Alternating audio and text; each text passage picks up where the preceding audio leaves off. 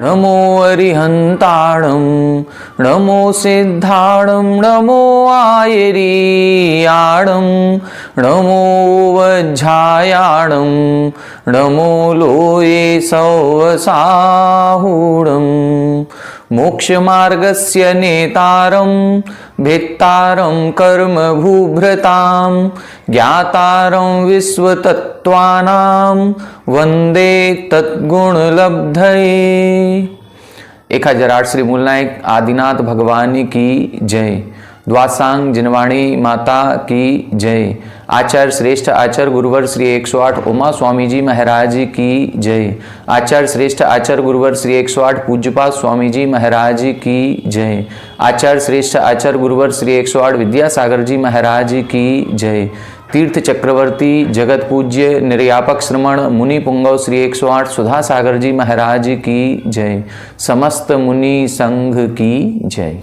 हम सभी सरवार सिद्धि ग्रंथराज की स्वाध्याय श्रृंखला में 9वें अध्याय के अंतर्गत 12 प्रकार के तपों के बारे में विस्तार से समझ रहे हैं। इन 12 प्रकार के तपों को मुख्य रूप से 2 भागों में बांटा गया, बहिरंग तप और अंतरंग तप। इन दोनों ही तपों के क्रमशः 6 भेद होते हैं, इसलिए ये 12 तप हो जाते हैं। बहिरंग तप के 6 भेदों को अपन ने पढ़ लिया और अंतरंग तप के 6 भेदों में से ध्यान तप को छोड़ करके अन्य 5 प्रकार के तपों के प्रभेद बताए गए थे। प्रायश्चित्त, विनय, वैयावृत्ति, स्वाध्याय और विसर्ग, ऐसे ये 5 प्रकार के जो अंतरंग तप हैं, इनके क्रमशः 9 भेद, 4 भेद, 10 भेद, 5 भेद और 2 भेद किए गए थे। इन सभी भेदों को हमने पूर्व कक्षा में समझ लिया था। अब जो अंतिम ध्यान तप है, जिसका इन्होंने आचार्य महाराज ने कहा था कि ध्यान तप का वर्णन विस्तार पूर्वक किया जाएगा, उसका व्याख्यान बहुत अधिक है, इसीलिए हम इसका बाद में कथन करेंगे। अब उस ध्यान का वर्णन करने का क्रम प्राप्त है, अर्थात उसका समय आ गया है। तो अब आज से अपन ध्यान की चर्चा करेंगे। ध्यान किसे कहते हैं, ध्यान कितने समय तक लगाया जाता है, ध्यान करने का अधिकारी कौन है, ध्यान के कितने भेद हैं और उस ध्यान का फल क्या होता है, इत्यादि प्रकार से ध्यान का विस्तार पूर्वक विवेचन यहाँ से प्रारंभ होता है। आइए देखें, पेज नंबर 350 पर उत्थानिका 871 और सूत्र नंबर 27 से अपन को देखना है। यत् बहुवक्तव्यम ध्यानम इति पृथक व्यवस्थापितम तस्य इदानीम भेदाभिधानम प्राप्त कालम। क्या कह रहे हैं कि यत् बहुवक्तव्यम ध्यानमिति, जिस ध्यान का वक्तव्य बहुत अधिक था और उसको पृथक व्यवस्थापितम, और उसको आपने अलग ही व्यवस्थापित किया था, स्थित किया था। जब 6 प्रकार के अंतरंग तपों का वर्णन किया गया था और उनके भेद प्रभेद बताए थे, तब इन्होंने स्पष्ट कहा था कि ध्यान तप का वर्णन विस्तार वाला है, उसको बाद में कहेंगे, और बाकी 5 के भेद प्रभेदों का कथन कर दिया था। तो अब बता रहे हैं तस्य इदानीम भेद अभिधानम प्राप्त कालम। अब उस ध्यान तप के भेदों का कथन करने का समय प्राप्त हो गया है। अतः तत् उल्लंघ्य तस्य प्रयोक्त्री स्वरूप काल निर्धारणार्थम उच्यते। अब यहाँ बता रहे हैं कि भले ही उसके भेदों का कथन करने का समय प्राप्त है, लेकिन पहले हम भेदों का कथन नहीं करेंगे, तत् उल्लंघ्य, उसका उल्लंघन करेंगे। और पहले क्या बताएंगे, उस ध्यान के प्रयोक्त्री, अर्थात ध्यान को करने वाला कौन है, मतलब ध्याता कौन है, स्वरूप अर्थात उसका ध्यान का स्वरूप या ध्यान का लक्षण क्या है, और काल निर्धारणार्थम, और वह ध्यान कितने समय तक लगाया जाता है, इसका निर्धारण करने के लिए पहले अगला सूत्र लिख रहे हैं। मतलब ध्यान के भेद हम बाद में बताएंगे, पहले हम ये समझें कि ध्यान कहलाता क्या है, ध्यान कितनी देर तक होता है और ध्यान को करने का अधिकारी कौन है, ये यहाँ पर बताया जा रहा है। आइए देखें सूत्र नंबर 27। उत्तम सहननस्यैकाग्र चिंता निरोधो ध्यान मांतर मुहूर्तात्। उत्तम सहननस्यैकाग्र चिंता निरोधो ध्यान मांतर मुहूर्तात्। यहाँ बता रहे हैं 3 प्रकार के प्रसंगों का वर्णन है, काल का भी वर्णन है, प्रयोक्त्री के स्वरूप का भी वर्णन है और ध्यान के स्वरूप का भी वर्णन है। देखें पहले लिख रहे हैं उत्तम सहननस्य, ये ध्यान को करने का अधिकारी कौन है, ध्याता कौन है, तो ध्याता की विशेषता बताई है उत्तम सहननस्य, उत्तम सहनन वाला होना चाहिए। हम सभी ने 8वें अध्याय में नाम कर्म की प्रकृतियों का वर्णन पढ़ा था। उन नाम कर्म की प्रकृतियों में एक नाम कर्म है सहनन नाम कर्म। उस सहनन नाम कर्म के 6 भेद बताए गए थे, वज्रवृषभ नाराज सहनन, वज्र नाराज सहनन, नाराज सहनन, अर्धनाराज सहनन, कीलक सहनन और असंप्राप्ता श्रपाटिका सहनन। इन 6 सहनन में जो ऊपर के मतलब पहले, दूसरे और तीसरे नंबर के सहनन हैं, ये उत्तम सहनन कहलाते हैं और जो 4वें, 5वें और 6वें नंबर के जो सहनन की बात कही गई है, ये निकृष्ट सहनन कहलाते हैं, हीन सहनन कहलाते हैं। तो यहाँ पर ये बता रहे हैं उत्तम सहननस्य, ध्यान करने का अधिकारी कौन है, जो उत्तम सहनन वाला होता है। उत्तम सहनन वाले का मतलब है प्रारंभ के 3 सहनन जिसके होते हैं, वज्रवृषभ नाराज सहनन, वज्र नाराज सहनन और नाराज सहनन। ये 3 प्रकार का सहनन जिनके होता है वो ध्यान करने का अधिकारी है। प्रश्न उठता है कि आज वर्तमान में पंचम काल में अंतिम 3 सहनन आगम में कहे गए हैं और ध्यान के अधिकारी हैं उत्तम 3 सहनन वाले, तो क्या पंचम काल में जो हीन सहनन वाले हम और आप हैं, क्या इनके ध्यान नहीं होता? नहीं, इनके भी ध्यान होता है। यहाँ चूंकि ये जो वर्णन किया गया है ये किस अपेक्षा से किया गया है, ये अपेक्षा है यहाँ पर मोक्ष मार्ग का प्रकरण चल रहा है। सबसे पहले सूत्र में ही इन्होंने मोक्ष मार्ग का संकल्प किया था कि सम्यक दर्शन ज्ञान चारित्राणि मोक्ष मार्ग। सम्यक दर्शन ज्ञान चारित्र की एकता ही मोक्ष मार्ग है और उसी मोक्ष मार्ग का वर्णन यहाँ चल रहा है। उस मोक्ष मार्ग के अंतर्गत संवर और निर्जरा का वर्णन यहाँ पर चल रहा है। तो यहाँ पर वो उत्तम सहनन की बात की जा रही है जो मोक्ष मार्ग पर आगे बढ़ाने में सहकारी है। आज जो अंतिम 3 सहनन हैं, उन 3 सहनन के साथ ध्यान तो होता है, लेकिन वो ध्यान नहीं होता जिस ध्यान की यहाँ पर विस्तार से चर्चा की जाएगी। मतलब धर्म ध्यान और शुक्ल ध्यान, जिसमें से जो कर्मों की निर्जरा होती है वो निर्जरा मुख्य रूप से शुक्ल ध्यान के द्वारा होती है। तो वो जो शुक्ल ध्यान है वो 7वें गुणस्थान के ऊपर 8वें आदि गुणस्थानों से प्रारंभ होता है। इसीलिए यहाँ पर जो ध्यान का प्रकरण है जो मोक्ष मार्ग में सहकारी है, उस अपेक्षा से यहाँ वर्णन किया गया है और वो अपेक्षा को अपन को समझना होगा कि यहाँ जो उत्तम सहननस्य लिखा है ये कर्मों के उपशम और क्षय की अपेक्षा से लिखा है।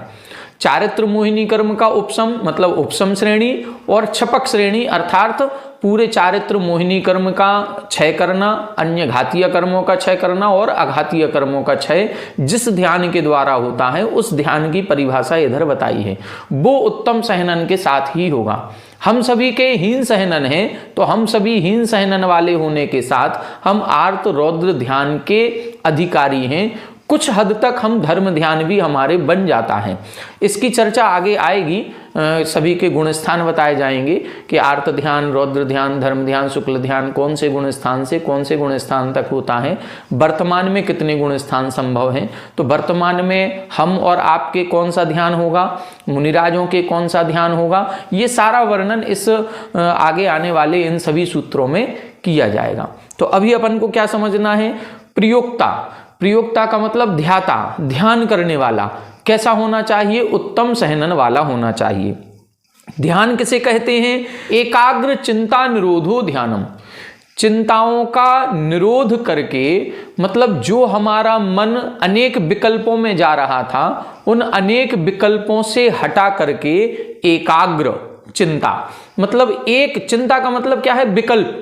वो चिंता नहीं है जो अपन लोग टेंशन कहते हैं कि आप बहुत चिंता में रहते हैं, आप बहुत टेंशन में हैं। वो तनाव, चिंता या टेंशन वाला शब्द यहाँ नहीं है।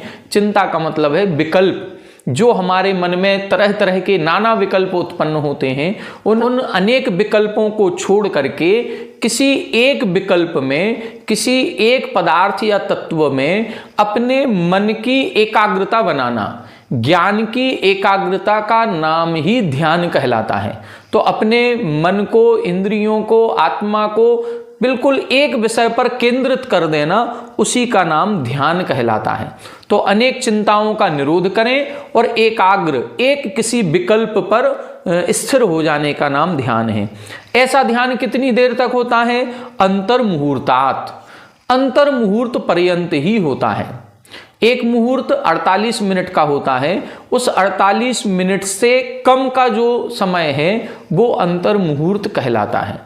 तो यहाँ पर अपन को समझना है कि कोई भी ध्यान होता है वो ध्यान 48 मिनट से ज़्यादा का नहीं होता। ध्याता कैसा होगा? उत्तम सहनन वाला होगा। ध्यान किसे कहेंगे?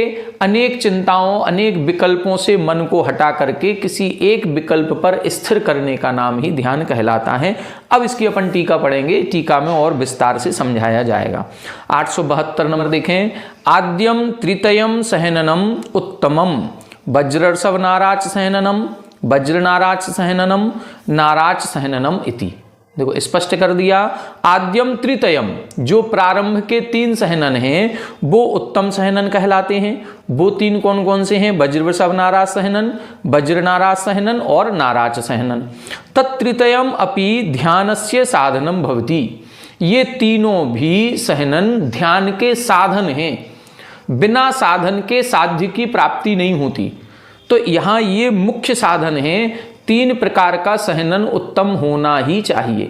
आज हम कहते हैं कि पंचम काल में मोक्ष नहीं है, मोक्ष नहीं है। क्यों नहीं है? पंचम काल मोक्ष में बाधा नहीं है, ये सहनन का अभाव मोक्ष में बाधा है।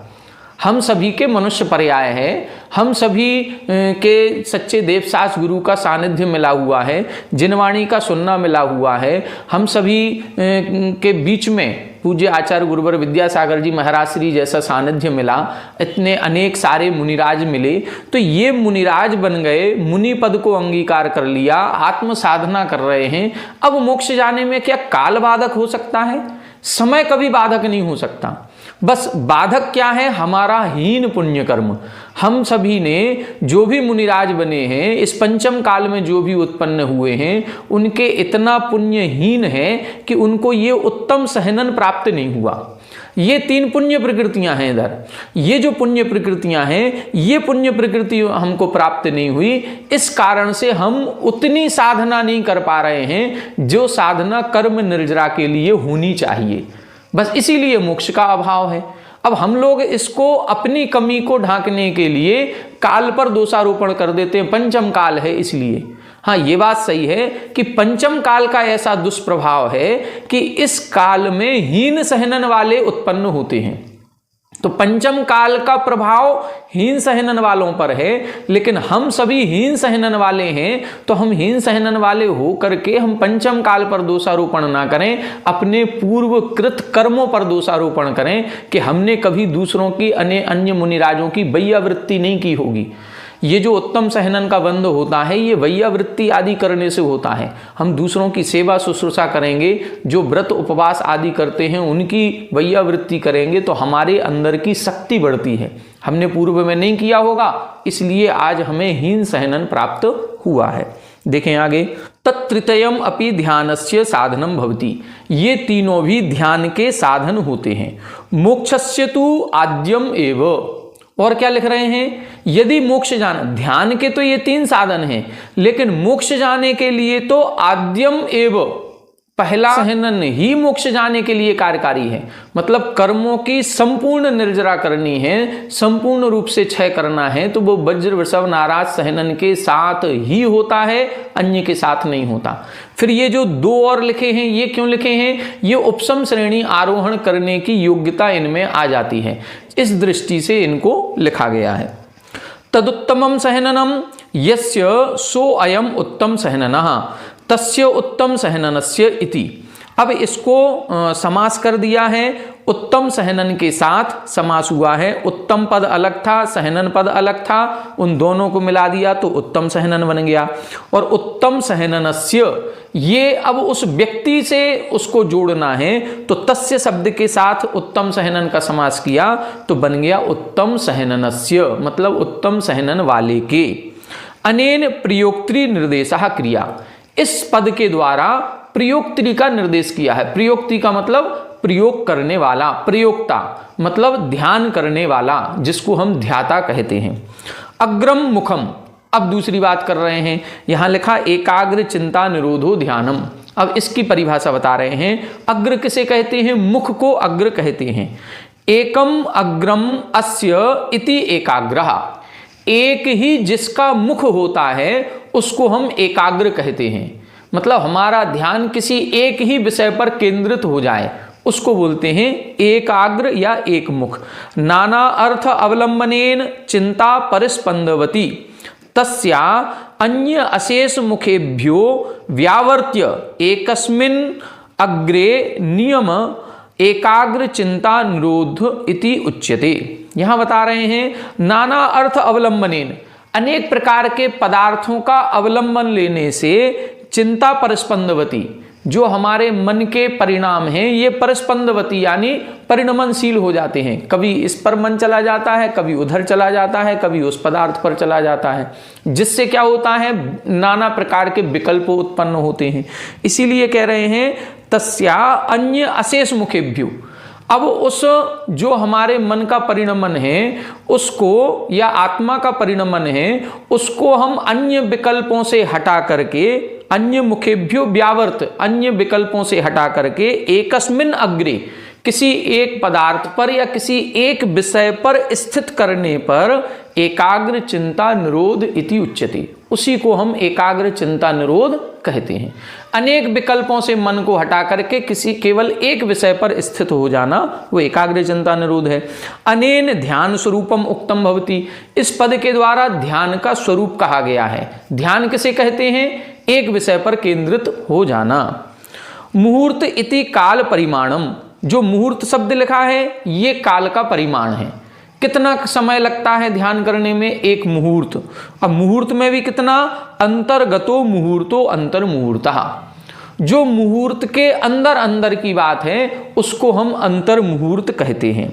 आ अंतर मुहूर्तात् इत्यनेन कालावधि कृतः, जो सूत्र में लिखा है आ अंतर मुहूर्तात्, तो आ यानी तक, कब तक? अंतर मुहूर्तात्, अंतर मुहूर्त तक।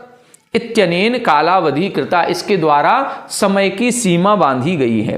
ततः परम दुर्धरत्वात् एकाग्र चिंतायाः, क्योंकि उसके बाद ये अंतर मुहूर्त का जो उत्कृष्ट समय है वो निकल जाने के बाद नियम से हमने जो एकाग्र किया था वो दुर्धर हो जाएगा। दुर्धर का मतलब वो एकाग्रता नष्ट हो जाएगी, कहीं ना कहीं नियम से अन्य जगह हमारा मन जाने लगेगा। इसीलिए संभवतः ये कहा जाता है कि जो स्कूल विद्यालयों में जो पीरियड लगाए जाते हैं वो मैक्सिमम 40 मिनट के होते हैं। 40 मिनट, ज़्यादा से ज़्यादा 45 मिनट, इसके बाद नहीं होता। क्योंकि पढ़ने की, समझने की जो एकाग्रता या कंसंट्रेशन लाने की जो एक स्थिति है वो बस इतनी ही देर की है। इसके बाद यदि हम 1 घंटे, 1.5 घंटे, 2 घंटे की कंटिन्यू पढ़ाई कराएंगे तो या तो हमको ही मनोरंजन कराना पड़ेगा, बीच बीच में हमको ही कुछ प्रसंग ऐसे लाने पड़ेंगे जिसमें उसका मन डाइवर्ट होता रहे, बीच में हंसी मजाक हो गया। लेकिन यदि हम कंटिन्यू एक ही विषय पर बोलते जा रहे हैं वो बच्चे सुनते जा रहे हैं तो वो 40 मिनट से ज़्यादा मन को एकाग्र नहीं कर पाएंगे। यही स्थिति हमारे साथ है। आत्मा जब आत्मा का ध्यान करती है तो 48 मिनट से ज़्यादा ध्यान होता ही नहीं है। इतना ही ध्यान होता, और इतना भी यदि उत्कृष्ट से लग गया तो इतने में ही असंख्यात गुण श्रेणी निर्जरा हो जाएगी और कर्मों का नाश होकर के मोक्ष की प्राप्ति हो जाती है। ऐसा आगम में पढ़ने में मिला कि जो भरत चक्रवर्ती थे उनको अंतर मुहूर्त मात्र उन्होंने ध्यान लगाया और उतने में उनको मोक्ष की प्राप्ति, कैवल्य की प्राप्ति हो गई थी। तो बस यही बात यहाँ पर बता रहे हैं। आगे देखें, चिंताया निरोधो यदि ध्यानम निरोधश्च अभावः तेन ध्यानम असत खर विषाण वत् स्यात्। यहां बता रहे हैं चिंता का निरोध करना यदि ध्यान है तो निरोधश्च अभावा, फिर तो निरोध भी नहीं पाया जाता है।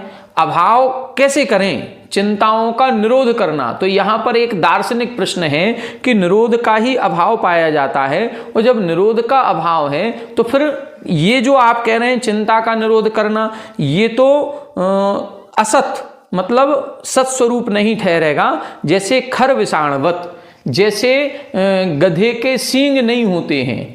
अब गधे के सींग होते ही नहीं हैं, तो गधे के सींग जिस प्रकार से नहीं है, सींग भी होता है, गधा भी होता है, लेकिन गधे के सींग नहीं होते हैं, ये असत स्वरूप है। इसी प्रकार से आपने ये जो ध्यान का लक्षण बताया ये भी असत हो गया, क्योंकि निरोध नाम की कोई भी वस्तु या पदार्थ ऐसा कुछ नहीं पाया जाता।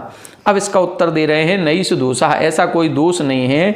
अन्य चिंता निवृत्ति अपेक्षया असत इति च उच्यते।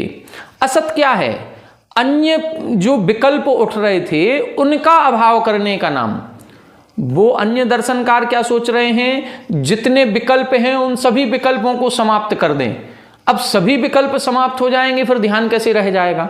तो अब इधर ये कह रहे हैं कि सभी विकल्पों को समाप्त नहीं करना है, अन्य सारे विकल्पों को समाप्त करके किसी एक विकल्प पर आना है। तो अन्य विकल्पों की समाप्ति की अपेक्षा से असत कहा जा रहा है। अन्य चिंता निवृत्ति अपेक्षया असत इति च उच्यते। स्विषय आकार प्रवृत्ते है सत इति। लेकिन जिस विषय का हम ध्यान कर रहे हैं, जिस विकल्प पर अपने मन को केंद्रित कर रहे हैं, उस विकल्प की अपेक्षा से तो सत है, और जब उस अपेक्षा से सत है तो ध्यान का स्वरूप मानने में कोई भी दिक्कत नहीं है। अभावस्य भावांतरत्वात् हेतु अंगत्वादिभिः अभावस्य वस्तु धर्मत्व सिद्धिश्च।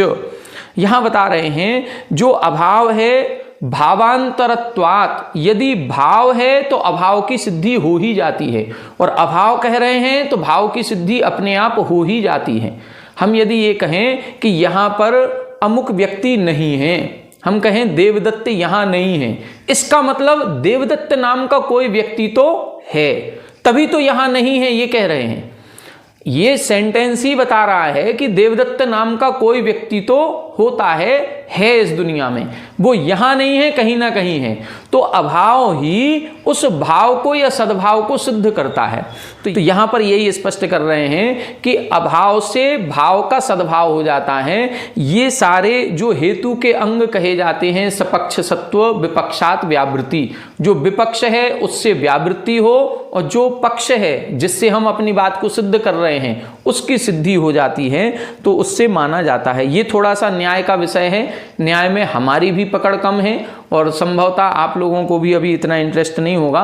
कभी और अच्छे से समझ करके इसको समझाएंगे ये दो लाइनों का अर्थ क्या है। अभी इतना ही समझें कि यहाँ पर अभाव की दृष्टि से सद्भाव की सिद्धि की गई है।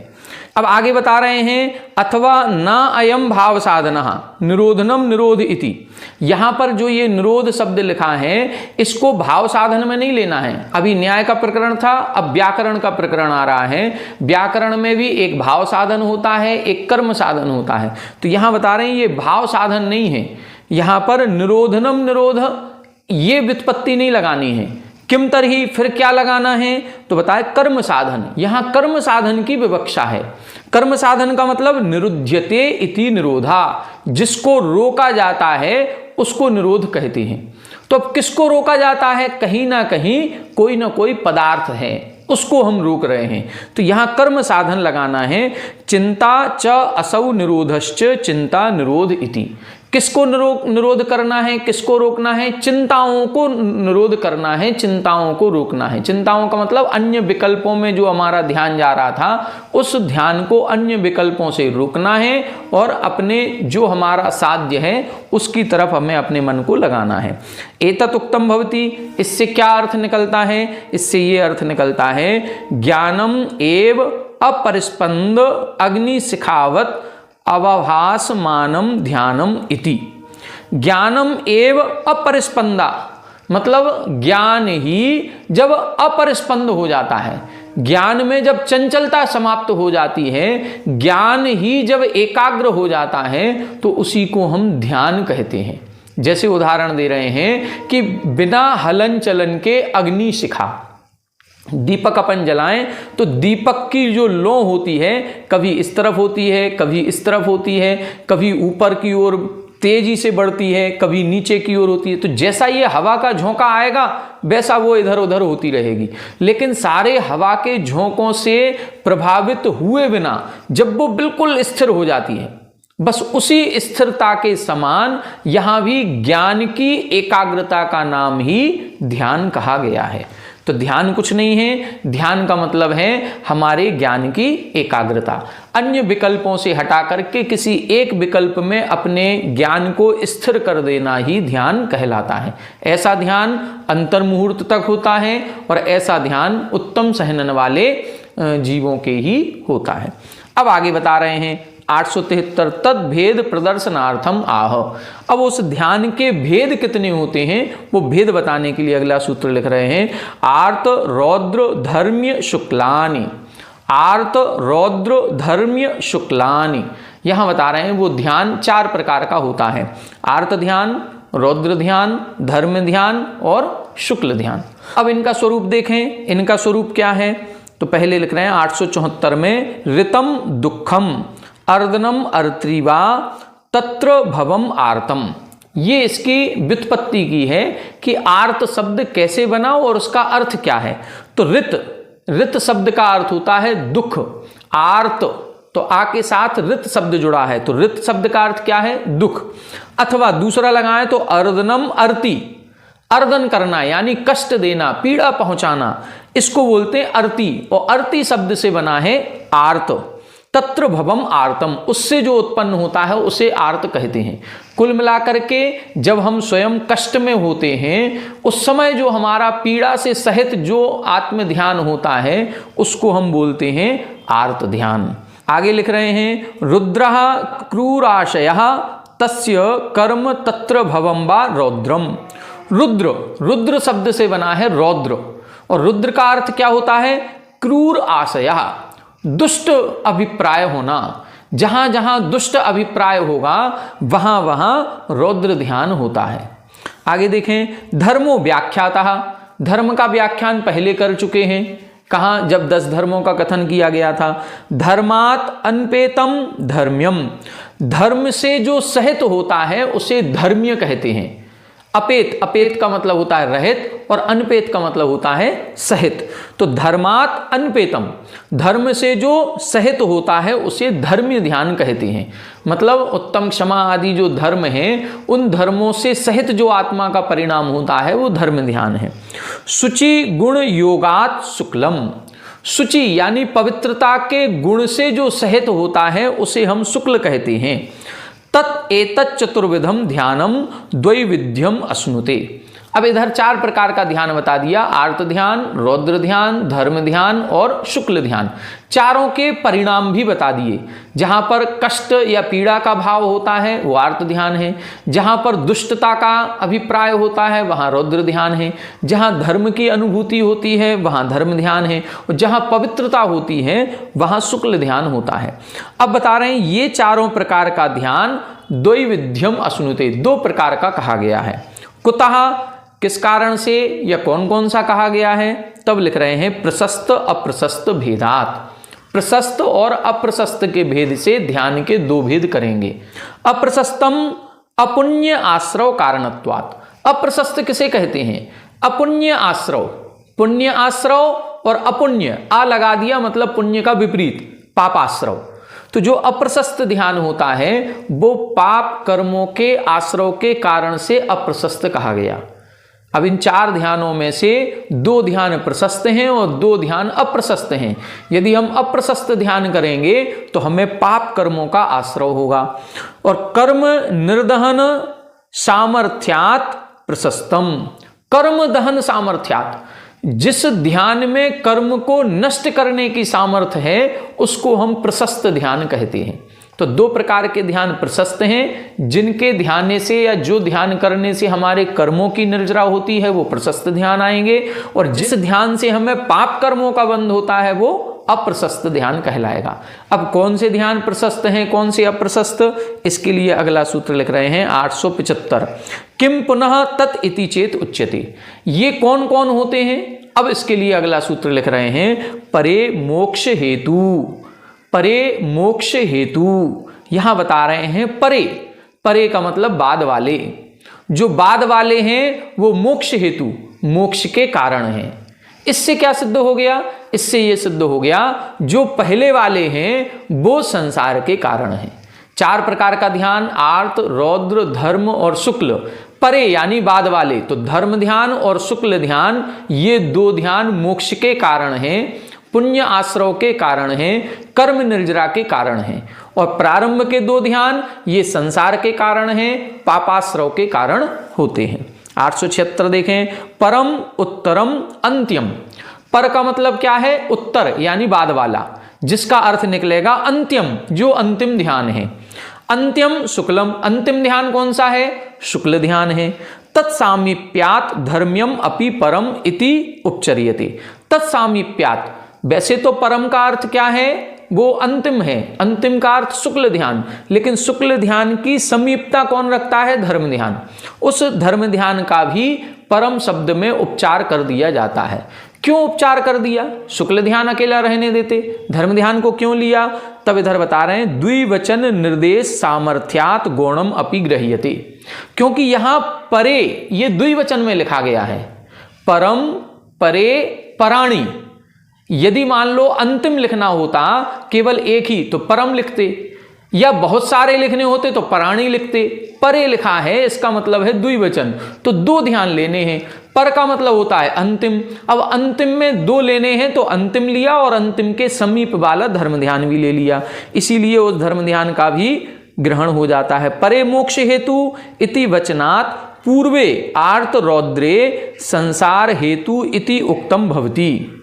यहां बता रहे हैं परे मोक्ष हेतु, इस सूत्र से यह भी स्पष्ट हो गया कि जो पूर्व वाले जो 2 ध्यान है, आर्त ध्यान और रौद्र ध्यान, ये संसार हेतु इति उक्तम भवति, वो संसार के कारण हैं, ये निर्णय हो जाता है। कुतः, कैसे ये निर्णय कर लिया कि ये संसार के कारण हैं? तब लिख रहे हैं तृतीयस्य साध्यस्य अभावात्, क्योंकि तीसरा कोई साध्य है ही नहीं। 2 ही रास्ते हैं, या तो मोक्ष का रास्ता है या संसार का रास्ता है। साध्य 2 ही हैं, या तो हम भोगों की तरफ जाएं या योगों की तरफ जाएं, या आसक्ति की तरफ जाएं या विरक्ति की तरफ जाएं, तो रास्ते ही 2 हैं। यदि हमें मोक्ष मार्ग नहीं मिलेगा तो संसार ही मिलेगा, इसीलिए 2 रास्ते बताए।